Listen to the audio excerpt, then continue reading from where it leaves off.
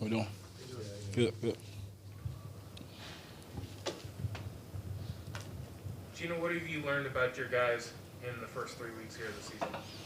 I think we're still learning about ourselves. The first 3 weeks have kind of been up and down.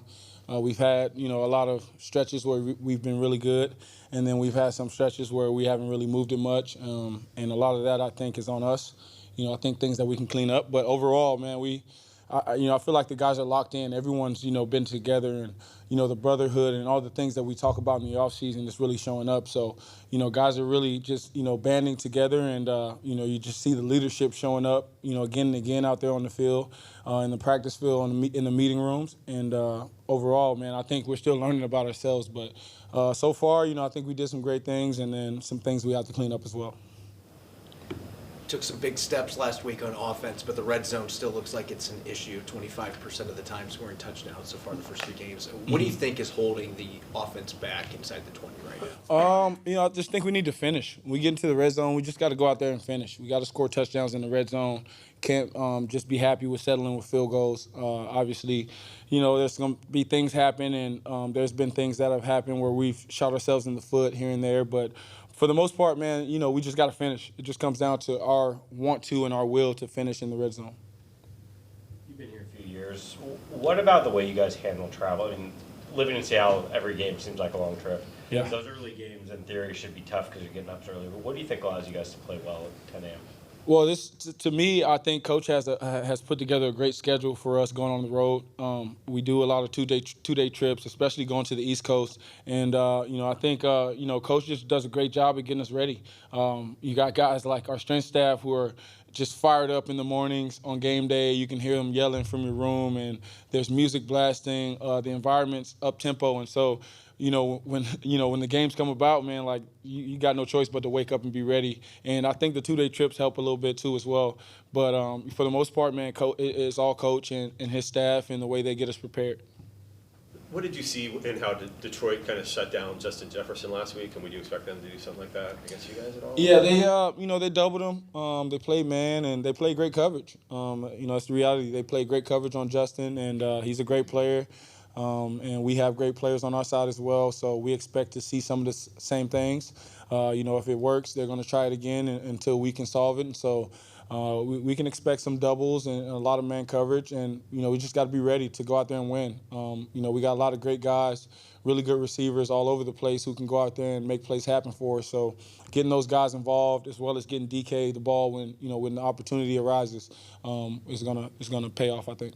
That we're having a DK and a Tyler really pays off of two kind of number one guys, or if they want to put that tension on one guy, it frees up the other. Yeah, I think just having DK, Tyler, Marquise, D, Noah, Will Disley, Kobe Parkinson, I mean, just, a multitude of guys who can go out there and get it done. Our backs as well in the receiving game. So just having a bunch of guys out there and multiple options, I think, really gives us a good chance. Is there something unique on film about the way Detroit dials up blitzes versus how other teams do it? Yeah, they have a lot of uniqueness to them. Coach Glenn does a great job at mixing up the looks and, getting, some non-normal matches out there, some things for you to look at, mugging guys up at the line of scrimmage. So they got a bunch of different looks, and then there'll be some things that we haven't seen on film. It's still early in the season, so I'm pretty sure they have some things up their sleeve as well. So we just got to be ready for whatever they throw at us. We're preparing for it, and, we've done a great job, the past few games of picking up blitzes and recognizing things, and our communication has been great as well. So we just got to continue that and just be ready to, for whatever else they have for us. During a normal week of game prep, do you guys do like blitz work every day, or is that like a Friday thing?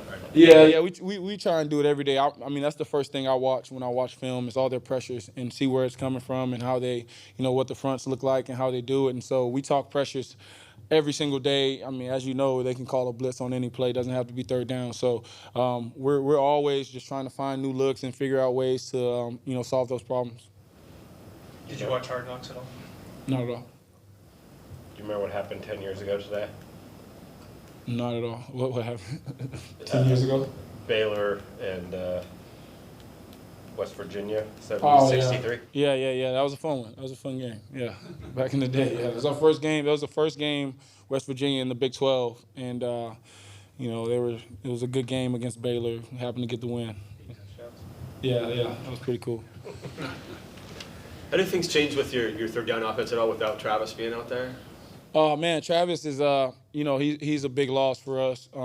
Travis does a great job in protections as well as catching out of the backfield. And, he's really having he had a great preseason, was having a strong season, start to the season. So, but we have guys who can pick it up. DJ Dallas is another guy who can step right in and fill those shoes.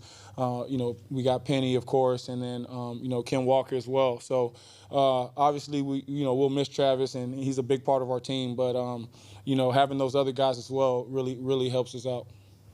How has your experience helped you think these 3 games? Say it one more time. How do you think your experience, in fact, this is your second full-time starting gig, how do you think that's shown up in games to help you so far? I mean, I don't know how to answer that one. I feel like just my experience in 10 years in the league, I've seen a lot of football. I've been around a lot of football and just over the course of my life, really. And so, experience is the best professor. You learn a lot from your experiences. And, me being in the league for this long, I just feel like, the game slowed down quite a bit for me. I feel like I can anticipate things a lot. And for the most part, man, every game's a new game. Every week's a new week. So there's going to be different challenges and new things that you got to learn from. But, I just feel really good about where I'm at right now. Do you handle adversity or pressure situations different now that you've done it a little bit? Always been the same. Always been the same. I don't really, when we talk about pressure, I don't really think playing football is any pressure, to be honest. I think there's a lot of different things in life that can put pressure on you. But I think football, it's a game and it's fun. When you get in those clutch situations, man, it's fun. It's really fun. And I embrace those and I look forward to those challenges. But I don't really view it as pressure. Geno, in starting 2 rookie tackles coming into the season, I think it's only the 3rd time since 1970 a team's done that. Mm-hmm. There could be some uncertainty for a quarterback knowing what he's going to get in front of him, but you've only been sacked 6 times through 3 games and have been upright pretty consistently throughout this stretch. How confident are you in that group up front and the protection you've been getting through so far? It starts with the center, man. Austin does a great job, and he's a vet. He does a great job at communicating with all the guys, making sure they're all on the same page out there. And then you talk about, you got Gabe Jackson on the right, and then you had Phil Haynes and, D. Lou, on the left side, 3 guys who have played a ton of football. So you add to the mix, you add Abe, and you add Charles to that mix. 2 very intelligent rookies, extremely athletic, guys who've picked up the offense and really have just, hit this thing running. And, I think that collective group is what makes it a lot, easier on those 2 guys and on myself as well. Just having a strong, solid group in front of you gives you the confidence to just go out there and go through your reads and not think about much. I can, think about the games, man. There's been extended periods where I haven't been touched, and I've been able to get the ball out, fast and all that. But they're just doing a great job up front. And, a lot of credit goes to Abe and Charles for just picking it up and stepping right in. What do you feel like is kind of the mood of the team right now? Just, kind of given the 2 losses after the really big win, obviously, on Monday night. Business as usual. We had competition Wednesday, yesterday. Now today's touchdown Thursday. So business as usual. Guys are extremely focused and locked in. Obviously, disappointing 2 losses, not our standard, not what we want, not who we are. And so I think everyone's just out to prove that we can win. That's the main thing, is just proving that we can win. And, around here, it's always, fun and stuff like that. But I really see guys locked in and, they're really, just engaged and trying to figure out what we can do better, from last week to this week to go out and get a win. How will the run game help the red zone offense, you think? The run game helps. Just all aspects of our offense, especially in the red zone. When you can run the ball and you might, see some loaded boxes down there, but we've been seeing some too high down there as well. So when you can run the ball in and, really just be strong in that aspect down there, it just helps the team out, helps the offense out. But anytime you can run the ball, it makes it easy on the entire offense. You're seeing all these too high looks, and particularly a team like Detroit that plays a lot of man coverage. How important is it this week to get some of those secondary receivers involved, like Marquise Goodwin and D. Eskridge, that can maybe create after the catch in those man matchups?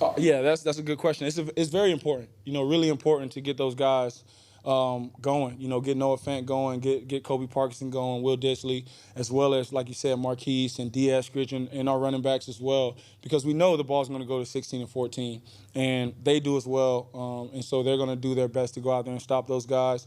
But like I said, we have complimentary guys, and not even just complimentary. I mean, they're just great players in their own right, and they're great players who can get open, get the ball, catch and run, like you said. And it's my job to get the ball in their hands and make sure that everything goes right.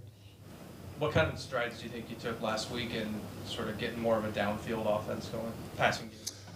I felt good about it the entire time. It's really just the coverages we're seeing and doing what's right based on the coverage read.